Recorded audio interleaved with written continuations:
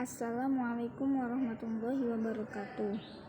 Perkenalkan, saya Hiyaratun Zekianisa NIM 20207100020 kelas A3HIS dari kelompok 9 akan menjelaskan tentang materi pembagian hadis dari segi kualitas, yaitu bagian pengertian hadis dhaif, syarat, macam-macam, serta contohnya.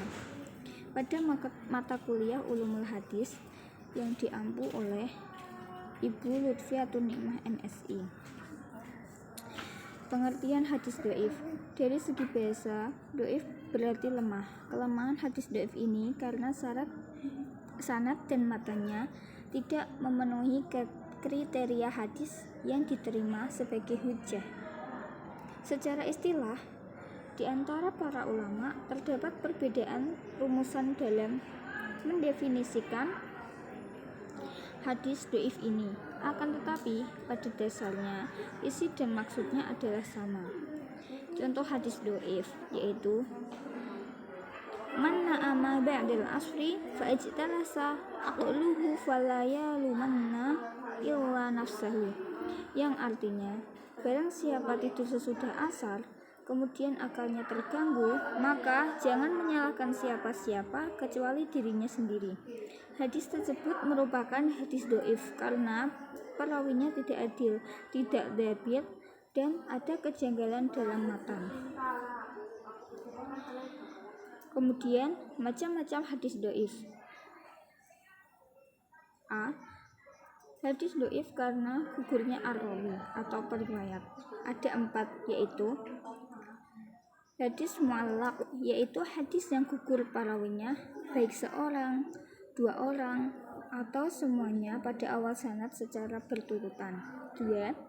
Hadis mursal, yaitu hadis yang gugur dari akhir sanadnya seorang perawi sesudah tabi'i. 3. Hadis munqati, yaitu hadis yang terputus.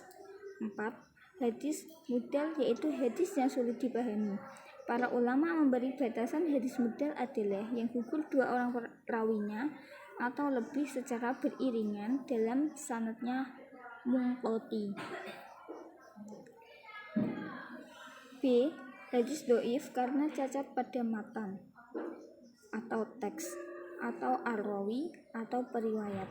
Ada 6, yaitu 1. Hadis maudhu, yaitu hadis palsu atau hadis yang dibuat-buat. 2. Hadis matruk atau hadis makruh, yaitu hadis yang ditinggalkan atau dibuang. 3. Hadis mungkar, yaitu hadis yang diingkari atau tidak dikenal.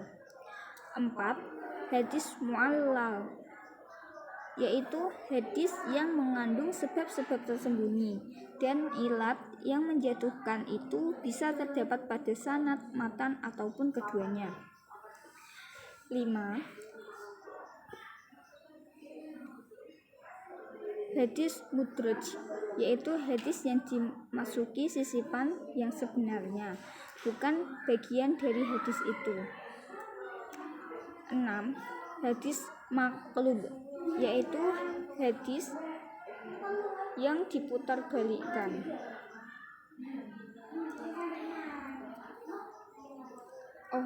Ketinggalan 1.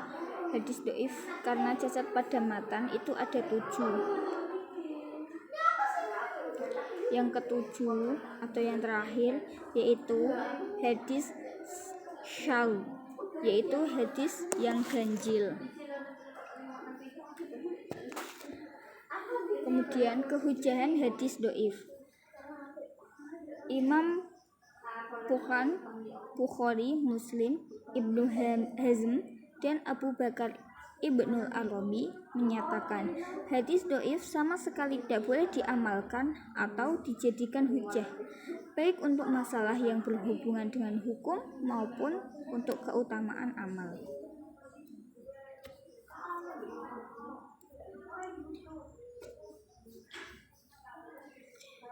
2.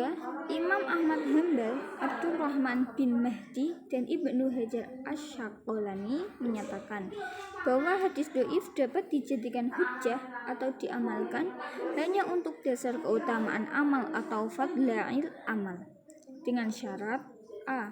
Para rawi yang meriwayatkan hadis itu tidak terlalu lemah. B.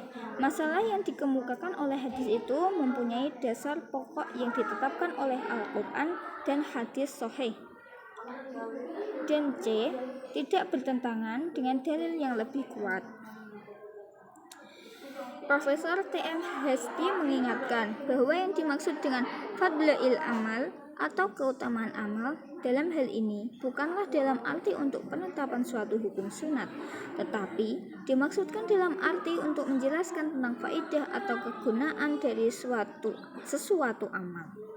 Adapun yang berhubungan dengan penetapan hukum, demikian Profesor Hasbi menjelaskan, para ulama hadis sepakat tidak membolehkan menggunakan hadis dhaif sebagai hujjah atau dalilnya.